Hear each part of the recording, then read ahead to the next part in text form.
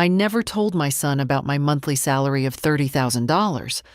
When he invited me to dinner at his fiance's place, I decided to pretend to be poor. When I crossed the threshold, I'm glad you're here with me. Please like this video and listen to my story till the end, and let me know which city you're listening from. That way, I can see how far my story has traveled. I never told my son about my monthly salary of $30,000. For 30 years, I built my consulting firm from nothing, working 18-hour days, sacrificing weekends, watching my marriage crumble under the weight of ambition. But I succeeded. My financial planning company now had offices in 3 states, a reputation that opened doors, and a bank account that could have bought comfort for generations. Yet I drove a 7-year-old Honda, lived in my modest 2-bedroom house in the suburbs, and wore clothes from outlet malls. Why? Because I'd seen what money did to people. I'd watched wealthy clients' children turn into vultures, circling before the parent was even cold. I'd seen marriages dissolve the moment one prenup was mentioned. Money revealed character or destroyed it entirely. My son, Daniel, was 32, a middle school teacher who loved his job despite its modest pay. I was proud of him. He'd never asked me for money, never expected a trust fund, worked hard, and stayed humble. Everything I'd hoped to raise. Then he met Amber. "Mom, I want you to meet someone special," he'd called last Tuesday, his voice bubbling with that particular excitement that makes a mother's heart both soar and sink. Her name is Amber. I think she's the one. The one. How many times had I heard clients say those words before signing divorce papers? I'd love to meet her, sweetheart. Actually, she's invited us to dinner at her place this Friday. Her mother will be there too. Amber's really excited to meet you. Something in his tone made me pause. Not just excitement, nervousness, as if he was worried about something. Of course. I'll be there. Friday came, and I made my decision. Call it intuition. Call it paranoia from too many years watching people's true natures emerge around money. I would be poor for the evening, not obviously destitute, but clearly struggling. A retired widow on a fixed income, barely making ends meet. I chose my oldest cardigan, the one with a small hole near the hem that I kept meaning to repair. Sensible shoes from 5 years ago. No jewelry except my simple wedding band. I even drove my Honda instead of, well, I always drove my Honda, but I made sure it looked appropriately worn. Amber's apartment building was in the newer development downtown. Not luxury, but certainly not cheap. I found myself analyzing the rent costs, the type of person who lived here. Stop it, Margaret, I told myself. Give her a chance. When I crossed the threshold, Amber's smile didn't quite reach her eyes. "Mrs. Peterson, so wonderful to finally meet you." She air-kissed near my cheeks, and I caught the scent of expensive perfume. Tom Ford, if I wasn't mistaken. $350 a bottle. "Daniel's told me so much about you. Please, come in." The apartment was beautifully decorated. Too beautifully for a woman Daniel said worked as a yoga instructor. That sofa alone cost at least $4,000. I'd priced something similar last year for my office waiting room and decided against it. "What a lovely home," I said warmly. "Oh, this?" Amber waved dismissively, but I saw her eyes gleam. "Just some pieces I've collected. I have an eye for quality." Daniel appeared from the kitchen, hugging me tightly. "Mom, you made it." Behind him emerged another woman, mid-50s, blonde hair swept into an elegant chignon, wearing what I recognized as a St. John knit suit. At least $2,000, probably more. "Margaret, this is Amber's mother, Patricia," Daniel introduced us. Patricia's handshake was limp, her eyes scanning me from head to toe in one practiced sweep. I saw the exact moment she completed her assessment. The worn cardigan, the sensible shoes, the complete absence of designer labels. Her smile turned from polite to patronizing in a heartbeat. "How nice," she said, and somehow made those two words sound like an insult. "Daniel mentioned you were retired?" "Yes," I said quietly. "My husband passed away 8 years ago. I get by on his pension and Social Security." Was that relief I saw flash across Amber's face? "Oh, that must be difficult," Patricia said, her voice dripping with false sympathy. "Living on such a fixed income. These days, everything is so expensive." "I manage," I replied. Throughout dinner, I watched, and what I saw made my blood run cold. The dinner conversation felt like an interrogation disguised as small talk. "So, Margaret," Patricia said, cutting her salmon with precise movements, "what did you do before retirement?" "I worked in financial consulting," I answered truthfully. "Let them think I was a secretary or low-level employee." "Oh?" Amber leaned forward, suddenly interested. "That's wonderful. You must understand investments and retirement planning then." "A little," I said modestly. "Perhaps you could look at Daniel's finances," she suggested, glancing at my son. "We've been talking about our future, and I think it's important to know where we stand financially." Daniel's so modest about his savings. Daniel shifted uncomfortably. "Amber, that's not really appropriate." "Nonsense," Patricia interrupted. "If you two are serious, finances must be discussed. Transparency is crucial in marriage." She turned to me. "Don't you agree, Margaret? I think people should marry for love, not money," I said carefully. "Of course," Amber agreed quickly. Too quickly. "But love doesn't pay the bills, does it? I mean, Daniel's teaching salary is adequate. But with children someday, a house, a real future—" She trailed off meaningfully. My son's face reddened. "I do fine, Amber. We've discussed this." "I know, honey." She squeezed his hand. "I'm just being practical. My mother always taught me to think ahead." She turned to me. "Does Daniel have any family inheritance to expect?" Not to be indelicate, but these things matter. There it was. The question they'd been circling all evening. "My husband and I lived simply," I said. "There won't be much when I'm gone." I watched disappointment flicker across both women's faces before they masked it with sympathetic smiles. "Of course," Patricia said smoothly. "These are difficult times for everyone, especially for women your age, alone, on a fixed income. It must be terrifying worrying about medical bills, long-term care. Was that a threat? A reminder of my supposed vulnerability?" The evening continued in the same vein. Every conversation somehow turned to money, to Daniel's prospects, to the challenges of living on a teacher's salary. They never asked about my life, my interests, my health beyond its financial implications. I was being assessed like a liability on a balance sheet. When Daniel drove me home later, I stayed quiet, letting him fill the silence. "So, what do you think?" he finally asked. "About Amber?" How did I answer truthfully without seeming like an interfering mother? "She's very confident," I said carefully. "She is." He smiled, but I heard the uncertainty underneath. "Mom, I need to ask you something. Do you have any savings?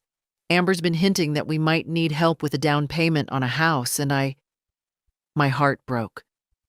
"Sweetheart, I barely make ends meet on my pension." I know. He sounded relieved, actually relieved. I told her that. "I just wanted to make sure you were okay, that you weren't hiding struggles from me to seem independent." We'd reached my house. In the darkness, I turned to study my son's face. "Daniel, are you happy?" He was quiet for too long. "I think so. Amber makes me feel important."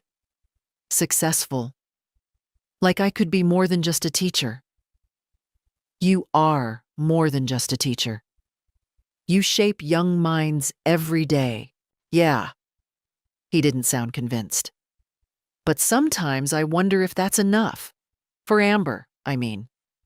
After he left, I sat in my modest living room and made calculations. Not financial ones. I'd stopped counting money years ago. But human calculations, risk assessments. What was at stake here? My son's happiness, his financial security, possibly his entire future. I thought about my clients over the years, the ones who'd come to me after disastrous marriages to gold diggers, the prenups I'd helped structure, the divorces I'd witnessed. The pattern recognition I'd developed, the red flags I'd learned to spot, Amber and Patricia had shown me every single one. But Daniel was in love, or thought he was. If I confronted him now, told him my concerns, he'd defend Amber. I'd become the interfering mother, the one who couldn't let go, who saw threats where there was only love. He'd pull away from me to prove his independence. Number one, I needed evidence. Proof that would open his eyes without me having to say a word. How far would they go if they thought I was vulnerable and poor? What would they reveal? I picked up my phone and opened my encrypted banking app, looking at my substantial accounts. Then I closed it and opened a simple budgeting spreadsheet instead. I had a plan. It would require patience, careful documentation, and a performance worthy of an Oscar. But my son's future was worth it. On Monday morning, I called my attorney, Richard Chen, whom I'd known for 15 years. "Margaret, always a pleasure," he answered. "What can I do for you?" "I need you to draft 2 documents," I said. "First, a will that leaves everything to a charitable foundation, with only a small stipend to my son Daniel. Second, I need you to prepare a detailed financial statement showing minimal assets. Call it my official public record version." There was a pause. Richard knew my actual net worth. "May I ask what's happening?" "My son is engaged. I'm conducting due diligence on his fiancée." "Ah." I heard the understanding in his voice. He'd handled enough divorce cases to know where this was going. "The gold digger test." "Precisely. Can you have both documents ready by Wednesday?" "Consider it done. Though, Margaret, if you're going to do this, do it thoroughly. Set up some situations where they think you need money. See how they react." Smart man.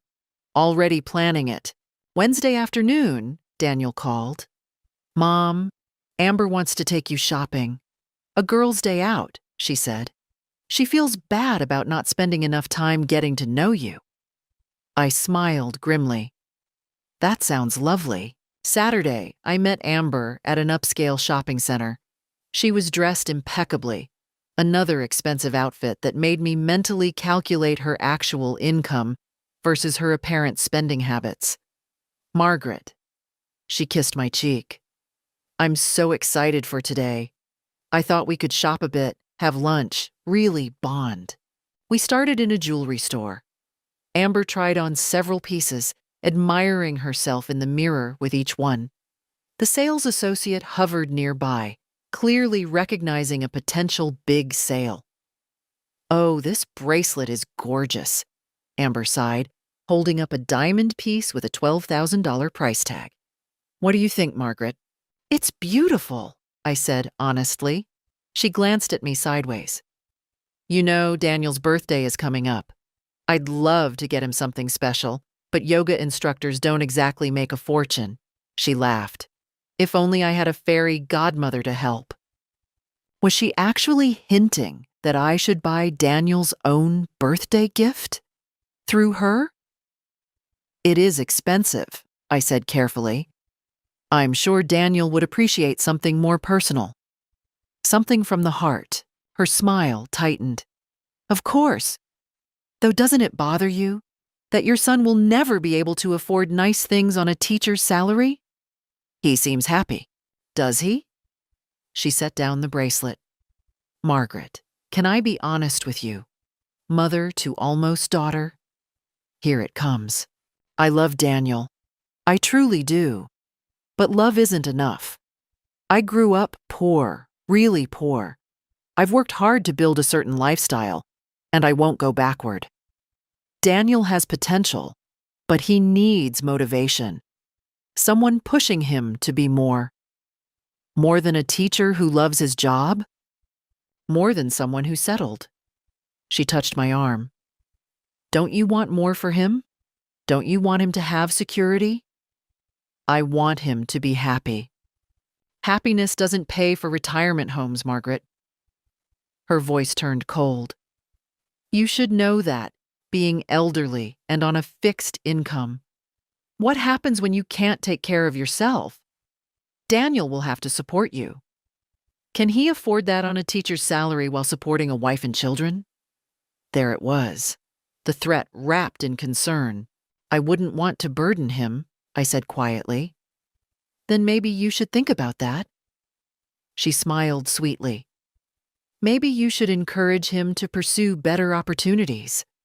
My mother knows people in finance, in real estate. Daniel could make real money. Unless, she paused meaningfully, unless there's a family inheritance he hasn't told me about? Something that would give us security? I met her eyes. There's nothing, Amber. I'm sorry. Her face transformed. For just a moment, I saw naked frustration, even anger. Then the mask slipped back into place. Well, she said briskly, then we'll just have to work with what we have, won't we? Let's get lunch. Over salad, she was on her phone constantly, texting someone. Finally, she looked up. Margaret, my mother wants to meet with us. She has some ideas about Daniel's future she'd like to discuss. Could you come to her house tomorrow? Warning bells clanged in my mind. Of course. That evening, I sat in my home office and documented everything. Every word, every expression, every threat disguised as concern. I uploaded the notes to my secure cloud storage and texted Richard. It's worse than I thought. They're moving fast. His response came immediately. Document everything. And Margaret? Be careful. Desperate people do desperate things. I looked at my phone, at the photo of Daniel from his college graduation. Young, idealistic, trusting. I couldn't let them destroy him. Tomorrow, I would walk into Patricia's house and let them make their pitch. And I would record every word. Patricia's house was not an apartment. It was a sprawling colonial in one of the most expensive neighborhoods in the city. I calculated the property value as I pulled into the circular driveway. At least $2 million, probably more. A yoga instructor's mother. Right. Patricia answered the door in designer loungewear that cost more than most people's monthly rent. Margaret, come in, come in. The interior confirmed my suspicions. Original artwork on the walls. Furniture that whispered old money. This woman had wealth, real wealth. So why did her daughter need to trap my son? Amber emerged from the kitchen with coffee. Margaret, we're so glad you could come. Mother and I have been talking, and we think we've found a solution to everyone's problems.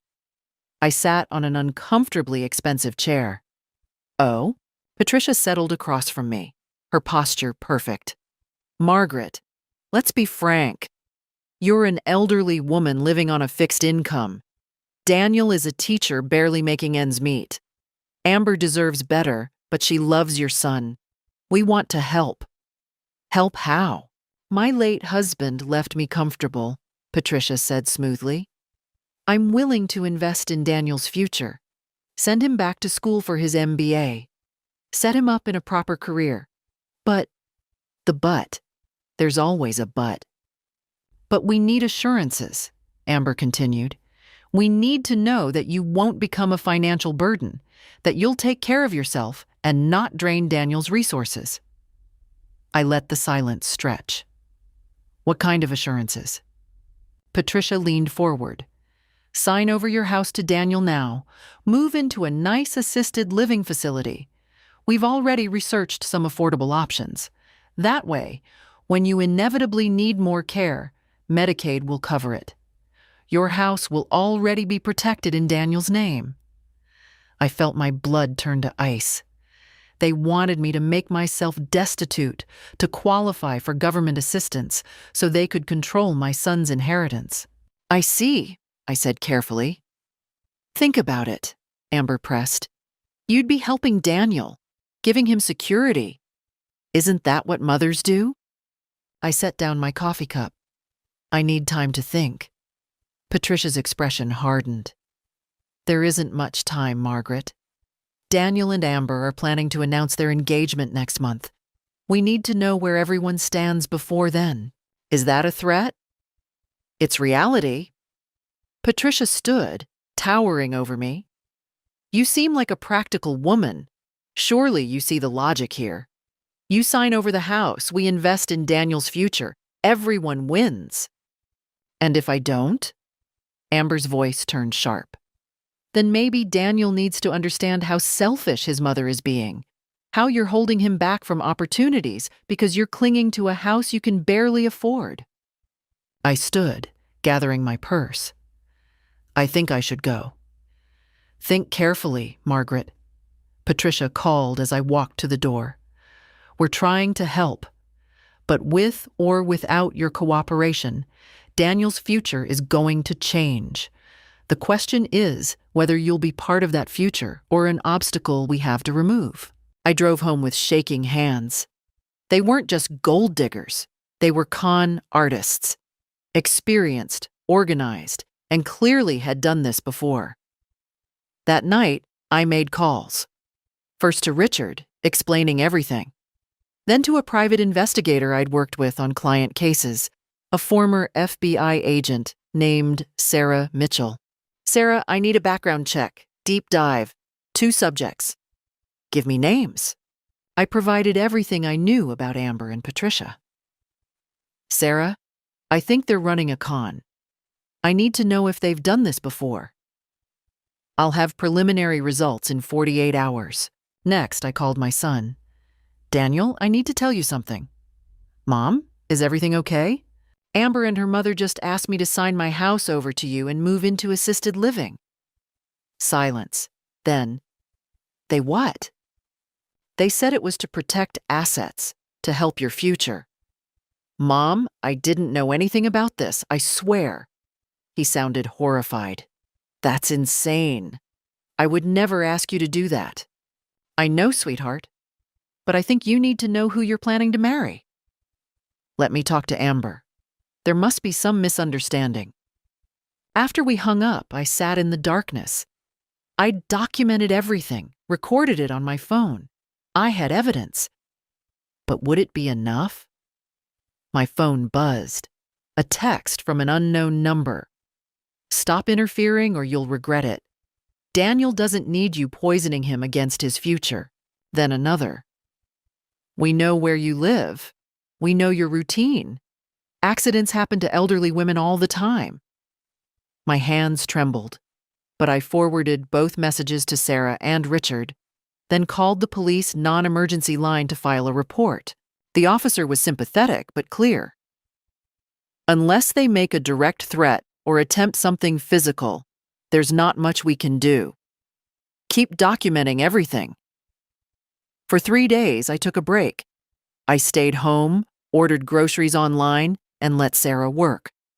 I needed time to think, to strategize. They'd shown their hand too early, pushed too hard. That meant they were desperate. But desperate people were dangerous. On the 3rd day, Sarah called.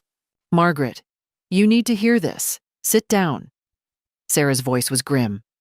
Amber Colton, and yes, Colton is an alias, has been engaged 4 times in the last 6 years. To different men in different cities. All of them were professionals with aging parents. All of those parents mysteriously signed over assets right before accidents or sudden moves to care facilities. My blood ran cold. Go on. 2 of those parents are now dead. One from a fall in her new assisted living facility, another from what was ruled an accidental overdose of medication. Both deaths occurred within months of transferring their homes and assets. The remaining 2 parents are in locked memory care facilities, diagnosed with sudden onset dementia. Convenient, since they can't testify about what really happened. And Patricia? Patricia Colton is Amber's partner, not her mother. They've been running this con for at least 8 years that I can trace. They target middle-class professionals with widowed parents. Patricia plays the wealthy matriarch, creates trust. Amber plays the perfect girlfriend. They isolate the parent, get control of assets, then... Sarah paused. Then the parent becomes a problem that needs to be eliminated. I couldn't breathe. They were going to kill me. Yes, and make it look natural. Margaret, you need to go to the police with this. Now. Will they believe me? Daniel thinks he's in love. Without proof. I have proof. Financial records, death certificates, a pattern of fraud across 4 states. I'm sending everything to you now. But Margaret, until they're arrested, you're not safe. Do you have somewhere else to stay? Before I could answer, my doorbell rang. Sarah, someone's here. Don't answer it. I looked through the peephole. Daniel stood on my porch, alone, his face pale. It's my son. I have to let him in. I opened the door and Daniel practically fell inside. Mom, you were right. You were right about everything. I pulled him into the living room. What happened? I confronted Amber about the house thing. She denied it at first. Said you misunderstood. But I pushed, and Mom, she just changed. Her whole face changed. She started talking about how I was choosing you over our future. How I'd always be a broke teacher if I couldn't cut ties with the past. Tears ran down his face. She said if I really loved her, I'd convince you to sign over the house. That it was a test of my commitment. Oh, sweetheart. But that's not even the worst part. He pulled out his phone. She left her laptop open at my place. I saw emails, Mom. Plans. They were going to get you declared incompetent after the house transfer. Patricia has a doctor friend who would have signed off on it. Then they were going to move you to some facility and... He couldn't finish. I know, I said quietly. I hired a private investigator. Daniel, this isn't the first time they've done this. His face went white as I showed him Sarah's report. The string of victims, the deaths, the pattern. I almost helped them kill you, he whispered. I almost married someone who was planning to murder my mother. We sat together in silence. Then Daniel straightened. We're going to the police. Right now. Wait, I called Richard. I need you to meet us at the police station and bring everything. At the station, Detective Maria Santos listened to our story. She looked at Sarah's report, at the financial records, at the text messages. This is interstate fraud at minimum, she said. Possibly murder. But building a case will take time. We need to get warrants, coordinate with other jurisdictions. How much time? I asked. Days, maybe weeks. We don't have weeks, Daniel said. What if they run?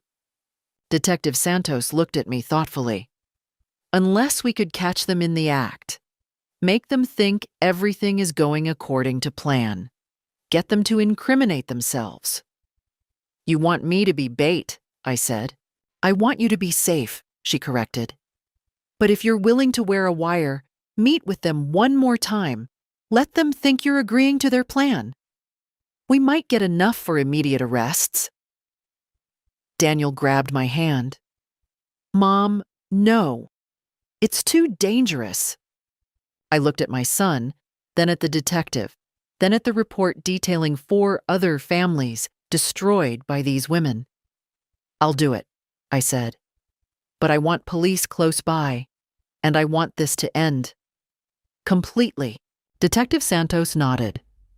Give me 24 hours to set it up. In the meantime, you're both staying in protective custody.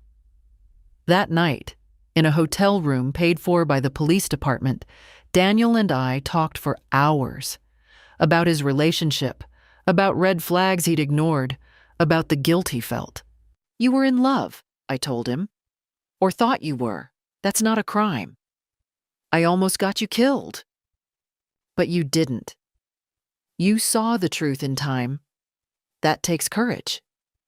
The next morning, Richard arrived with more news. I've been making calls. One of the previous victims' families is willing to testify, and the medical examiner who ruled on one of the accidental deaths has agreed to review the case. He says there were inconsistencies he was pressured to ignore. The net was tightening. Now we just had to spring the trap.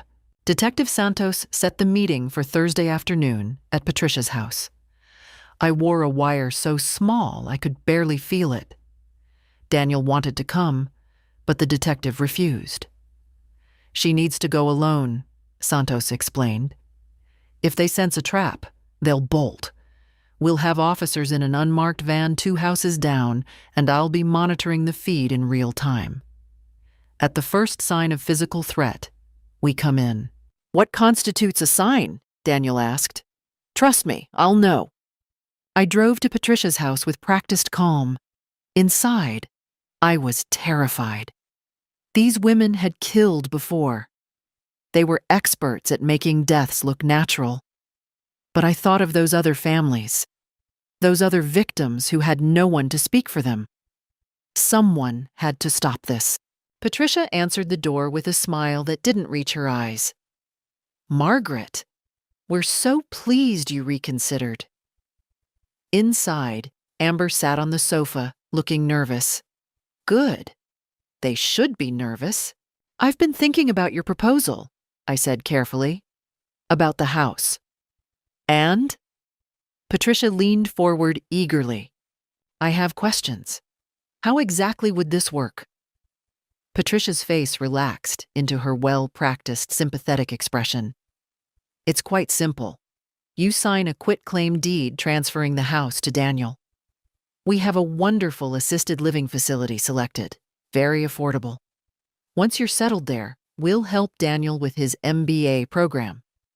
Everyone benefits, except I lose my home. You're giving it to your son, Amber corrected. That's what loving mothers do. They sacrifice. I let the silence stretch, watching them. My financial advisor said I should get everything in writing, that you should put your promises about Daniel's education in a legal contract. Patricia's expression flickered. That's not how family works, Margaret. This is about trust. Then you won't mind putting it in writing. We mind very much, Patricia snapped, her mask slipping. Legal contracts imply distrust. Are you calling us liars? I'm being practical. You taught me that. Amber stood up, her face flushing. This is ridiculous. You're going to live maybe another 10 years if you're lucky. Stop being selfish and think about Daniel's future. His future with you? Yes. Amber's voice rose. I love him, but I won't live in poverty because his mother is too stubborn to accept help. Help? I stood too, facing her. Or a con? Tell me, Amber, or is it Amber Colton today? How many other men have you loved? How many other mothers have you helped? The room went dead silent. Patricia recovered first. I don't know what you're implying. I'm not implying anything. I'm stating facts. 4 engagements in 6 years. 2 dead parents. 2 in locked facilities. A pattern of fraud across multiple states. I pulled out my phone. I have documentation, police reports, financial records. Amber lunged at me, but Patricia grabbed her arm. Wait. The older woman's face had transformed into something cold and calculating. You can't prove anything. Those were all tragic accidents. Were they? Let's ask the medical examiner who's reopening the investigations, or the families who are filing wrongful death suits.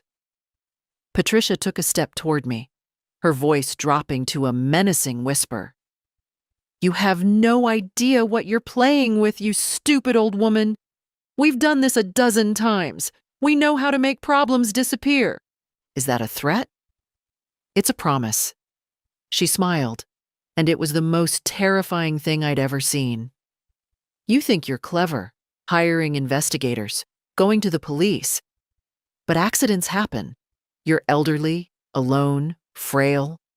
You could fall down your stairs tonight, have a stroke, mix up your medications. Who would question it? I would. Detective Santos's voice came from the doorway. She entered with 2 uniformed officers behind her. Amber Colton, Patricia Hendricks, you're under arrest for conspiracy to commit fraud, and I'm adding terrorist threats to that list. Amber screamed, trying to run for the back door, but an officer caught her. Patricia stood frozen, her face a mask of rage. You bitch, she hissed at me. You'll regret this. We have lawyers. We have money. We'll be out in hours. Actually, Detective Santos said, snapping handcuffs on Patricia's wrists, there are warrants for your arrest in 3 other states. Murder investigations being reopened. You're not going anywhere. As they were led away, Amber turned back to me, her face twisted with hatred. Daniel loved me. You destroyed his happiness. You're just a jealous old hag who can't stand to see him move on. The officers pushed her toward the door. I stood in Patricia's expensive living room, shaking. Detective Santos touched my shoulder gently. You did good, Margaret. Really good. That confession about making problems disappear? That's enough to hold them while we build the bigger case. Outside, I saw Daniel waiting by my car. He ran to me, hugging me tightly. Is it over? It's over, I whispered. But I was wrong. It was only beginning. The arrests were just the beginning. The real battle happened over the next 3 months in courtrooms and police interrogation rooms. Sarah's investigation had opened a Pandora's box. Once other jurisdictions heard about Amber and Patricia's arrests, cases poured in. Families who'd lost parents, children who suspected foul play but couldn't prove it, financial irregularities that had been dismissed as elderly confusion. The pattern was damning. I attended every hearing I could. Not out of vindictiveness, but because I needed to see it through. Those other families deserved a witness, someone who understood what they'd lost. The preliminary hearing was in early February. I sat in the gallery with Daniel beside me, watching as Amber and Patricia were led in wearing orange jumpsuits.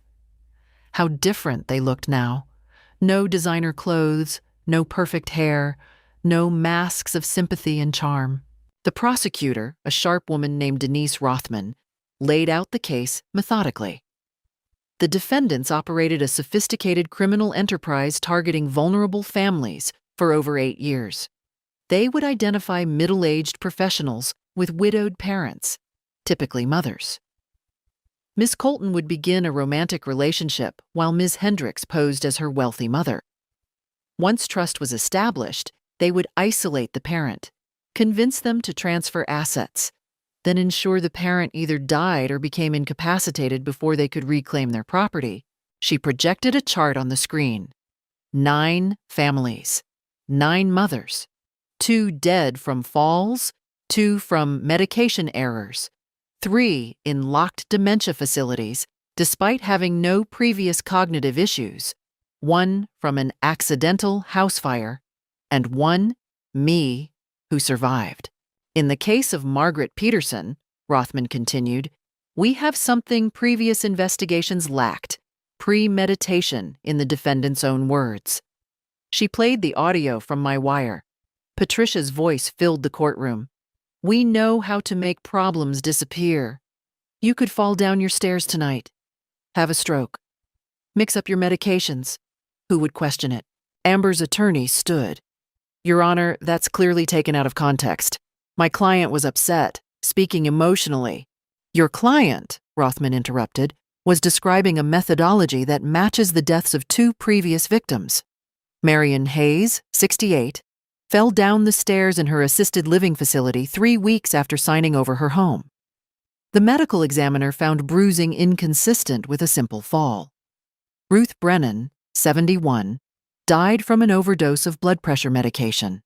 Her daughter insists her mother was meticulous about her pills, yet somehow she took 10 times her normal dose. The judge looked at Amber and Patricia. Is there a reason these women shouldn't be held without bail pending trial? Amber's attorney tried again. Your Honor, my client has no prior convictions, has ties to the community. Your client has used 14 different aliases in 6 states. The judge interrupted. Bail denied. Patricia's attorney didn't even try. He knew it was hopeless. As they were led away, Patricia turned and stared at me with cold hatred. But I stared back, refusing to look away. I thought of Marion Hayes' daughter, of Ruth Brennan's son, of all the families who never got justice. Not anymore. The trial itself was scheduled for April. In the intervening months, more evidence emerged. Financial records showing suspicious transfers. Testimony from the doctor who'd helped declare victims incompetent. He'd been arrested too, cutting a deal to testify against the women. Records of forged signatures, email chains discussing targets and timelines. Most damning were the journals police found in Patricia's home safe. Detailed records of each con, including notes like MH2 suspicious, accelerate timeline, and RB asking questions, arrange accident. They documented their own crimes like a business ledger. When the trial finally began, the defense's strategy was predictable. Paint the women as merely opportunistic, not violent. Claim the deaths were genuinely accidental, that any financial benefit was coincidental. But Rothman was relentless. She brought forth the families one by one to testify about their mothers, about how healthy they'd been before meeting Amber, about how quickly things deteriorated, about the pressure to transfer assets, about the sudden accidents. Then she called me to the stand. I walked up calmly, placed my hand on the Bible, and swore to tell the truth. Rothman's questions were straightforward. I described everything. The dinner where they assessed my finances, the shopping trip where Amber revealed her motivations, the meeting where they threatened me, the final confrontation where Patricia admitted they could make me disappear. Mrs. Peterson, Rothman asked, what do you think would have happened if you'd signed over your house? I looked directly at Amber and Patricia. Both women stared at the table, refusing to meet my eyes. I think I would have had an accident within 6 months, I said clearly. A fall, wrong medications, something that looked natural but wasn't, just like the other mothers. Objection, Amber's attorney shot up. Speculation. Sustained, the judge said, but the jury will note the pattern evidence already introduced. The defense tried to cross-examine me, to trip me up, to paint me as a paranoid old woman. But I'd spent 30 years in financial consulting. I knew how to present evidence calmly, how to stick to facts, how to let the truth speak for itself. After my testimony, I watched from the gallery as their defense crumbled. The weight of evidence was overwhelming, the pattern undeniable. On April 28th, the jury returned after only 4 hours of deliberation. Guilty on all counts. The sentencing hearing was in June. I sat in the same courtroom, but this time with representatives from all the other families. We'd become a community of sorts, bound by shared trauma and the strange relief of justice finally served. Judge Morrison reviewed the pre-sentencing report in silence. When she finally looked up at Amber and Patricia, her expression was steel. In my 23 years on the bench, she began, I have seen many criminals, but rarely have I encountered such calculated, cold-blooded predation. You targeted the most vulnerable members of our society, elderly widows whose only crime was loving their children. You exploited that love, weaponized it, and used it to steal not just their property, but in some cases, their very lives. Amber was crying, theatrical tears that fooled no one. Patricia sat ramrod straight, defiant to the end. The jury found you guilty of conspiracy to commit fraud, elder abuse, conspiracy to commit murder, and multiple counts of theft and forgery. The evidence suggests you successfully murdered at least 2 women, possibly more. While we can only prove conspiracy in Mrs. Peterson's case, the pattern is clear. She turned to Patricia first. Patricia Hendricks, you masterminded this operation. You selected the victims, maintained the financial records, coordinated the cons. You are, in essence, a serial killer whose weapon was trust. I sentence you to 45 years in federal prison without possibility of parole. Patricia's face went white. At 62, that was essentially a life sentence. Amber Colton, the judge continued, you were the face of this operation. You seduced vulnerable men, gained their trust, isolated their families, and participated in planning deaths. You showed no remorse, no conscience. I sentence you to 35 years in federal prison without possibility of parole. Amber screamed. No, this is wrong. I loved Daniel. That old bitch is lying. The bailiffs moved in as she continued to scream, dragging her from the courtroom. Patricia walked out with dignity, but her face was the face of someone whose entire world had collapsed. And I felt nothing. Not satisfaction. Not revenge. Just quiet certainty that it was over. After the sentencing, Rothman approached our group. There's more. The investigation opened up cases in 2 additional states. We're working with prosecutors there to file additional charges. They won't be eligible for release in any scenario. Ruth Brennan's son shook my hand. Thank you. If you hadn't caught them, my mother's death would still be listed as an accident. Marion Hayes' daughter hugged me. You gave us closure. You gave us justice. One by one, the families thanked me. But I kept thinking about the ones who weren't there, the mothers who died before anyone understood what was happening, the families who'd been told it was just bad luck, just age, just unfortunate timing. Outside the courthouse, news cameras waited. I'd refused interviews before, but Rothman convinced me to make a brief statement. Elder abuse is an epidemic, I said, looking directly into the camera. It often comes from the people we least suspect, not strangers, but those who claim to love our children. These women stole years, homes, and lives. If you're an elderly parent meeting your child's new partner and something feels wrong, trust your instincts.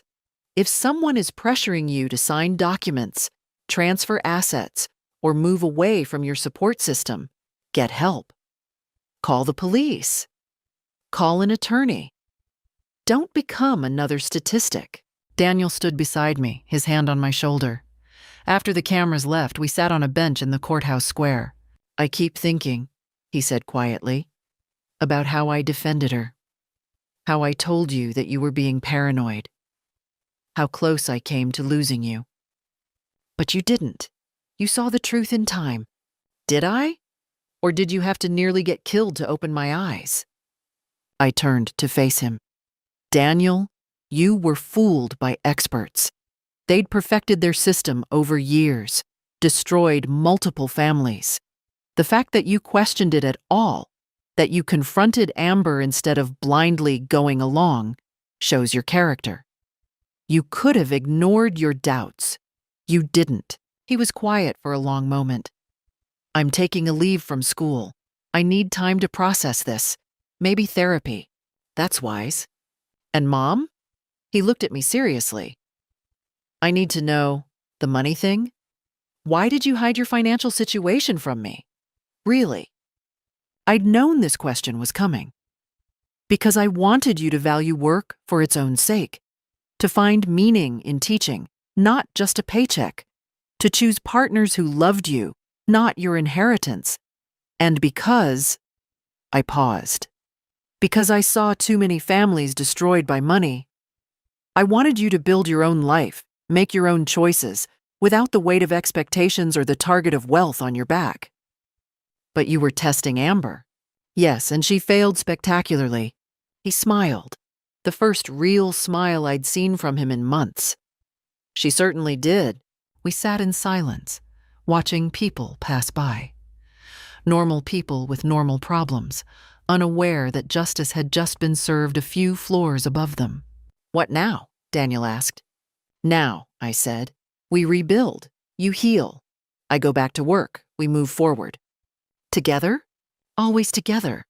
Behind us, the courthouse doors opened, and the other families emerged, supporting each other, sharing contact information, promising to stay in touch.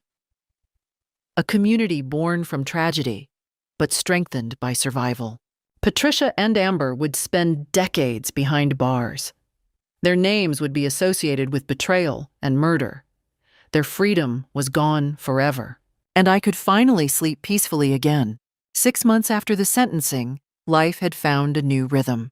I returned to work at my consulting firm, though with reduced hours.